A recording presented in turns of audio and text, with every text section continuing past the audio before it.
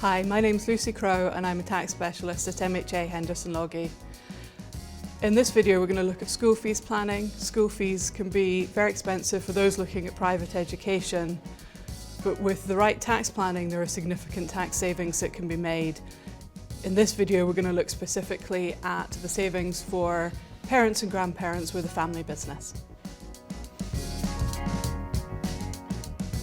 The cost of private school can vary between different schools. On average, for a day school pupil, it can range from £7,000 per year per child up to £20,000, and for those boarding, it's more expensive, starting from around £15,000 up to sometimes over £40,000 per year per child. If we take an average day school pupil of fees of £10,000 per year, over a 13-year education for the child, that would be over £130,000. If you've got 3 children, that's £390,000. To pay fees of £10,000 per year for a top-rate taxpayer can mean extracting over £16,000 from the family business to leave them with the £10,000 after tax to pay the school fees.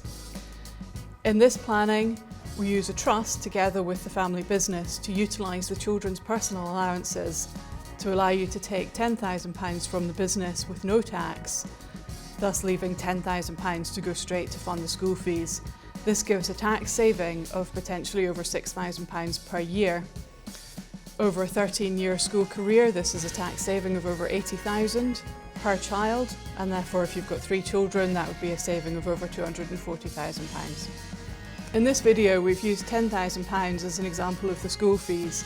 If the fees are higher than that, the tax savings would also be higher. The other important thing to note is that this isn't just available for school fees planning. This planning can also be used to help fund further education costs such as universities. This particular planning is for those with a family business, but can be utilised by parents, grandparents or even wider family members that wish to assist with school fees planning. We've focused here on the tax savings that can be achieved for school fees planning with a family business, but there are a number of other options available. One in particular that is very popular is gifts out of surplus income, and we have a separate video to explain exactly how this would work. This was a brief summary of some of the significant tax savings that can be achieved with the right tax planning for school and university fees.